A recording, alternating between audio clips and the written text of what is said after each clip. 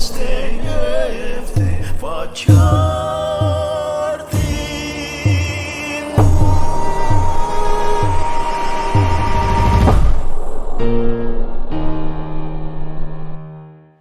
salam sejahtera untuk kita semua. Perkenalkan, nama saya Julianto Urip. Pada kesempatan siang ini saya akan membagikan sedikit pengetahuan tentang seorang pelayan yang bercitra gembala. Untuk menjawab topik ini, saya akan mengawalinya dengan sebuah pertanyaan bahwa apakah seorang klerus, seorang gembala pantas dan layakkah mengabaikan umat Allah demi kebutuhan khusus? Pertanyaan ini akan mengantar kita untuk menjawab topik seorang pelayan yang bercitra gembala. Dalam kitab hukum kanonik terdapat dalam kanon 762 dengan jelas menegaskan bahwa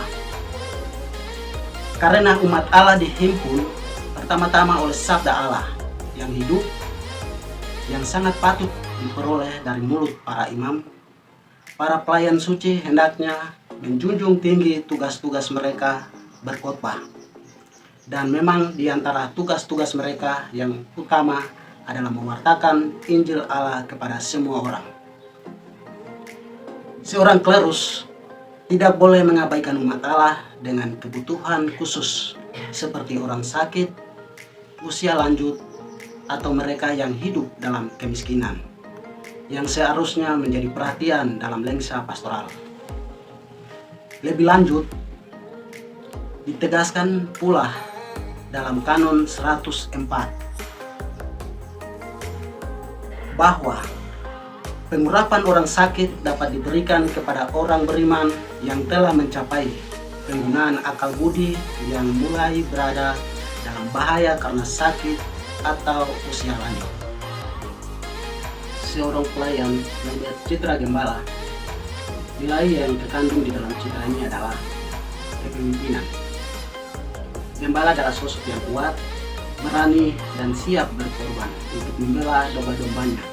Karena itu kepeduliannya sangat dituntut dalam pelayanannya. Karena setiap saat gembala harus memberi perhatian terhadap kondisi domba-dombanya yang dipercayakan kepadanya. Oleh karena itu, seorang pelayan yang bercitra gembala harus berada di tengah-tengah jemaat atau umat, melibatkan diri secara ketat dengan pergumulan jemaat, dan siap menolong dengan jalan keluar yang sederhana, cepat, dan mendasar. Nilai dasar dan sekaligus citra pelayan pastoralis tidak dapat ditawar-tawar oleh setiap orang di dalam pekerjaan Tuhan. Nilai kegembalaan atau nilai pastoralis ini adalah watak yang melekat pada umat yang dilayani maupun pada pelayan yang hendak melayani umat Tuhan. Dari latar belakang perjanjian lama maupun perjanjian baru, umat sendiri adalah gembala ternak yang selalu berpindah-pindah untuk menjamin kehidupan domba dan ternak yang mereka miliki. Para pengembara yang keluar dari Mesir adalah orang-orang sederhana yang hanya memiliki kemampuan dan keterampilan sebagai gembala. Oleh karena itu, kepemimpinan yang cocok dan akhirnya diidolakan adalah seorang gembala muda dalam diri Daud, orang Bethlehem itu. Terdapat dalam 1 Samuel 16 ayat 11b. Pemahaman dan penghayatan umat terhadap citra kegembalaan dari orang-orang tertampil ini begitu kuat, sehingga akhirnya Tuhan sendiri digambarkan sebagai gembala terhadap umatnya. Terdapat dalam Mazmur 23 ayat 1.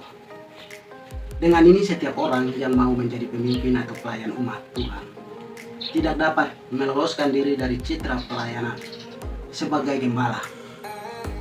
Citra kegembalaan ini berkembang terus sepanjang kehidupan umat dari abad ke abad, sehingga di zaman perjanjian baru pengikut-pengikutnya disebut domba-dombanya. Terdapat dalam Yohanes 10 ayat 1 dan seterusnya. Bahkan di akhir kehidupannya bersama dengan murid-muridnya, kegembalaan sebagai citra pelayan dijadikannya sebagai amanat kepada Rasul Petrus, terdapat dalam Yohanes 21 ayat 15 sampai 17.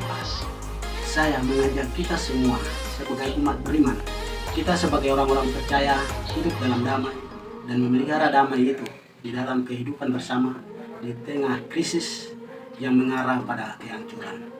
Semoga kita semua menjadi garam dan terang bagi semua orang yang berada di sekitar kita. Tuhan Yesus memberkati. Shalom.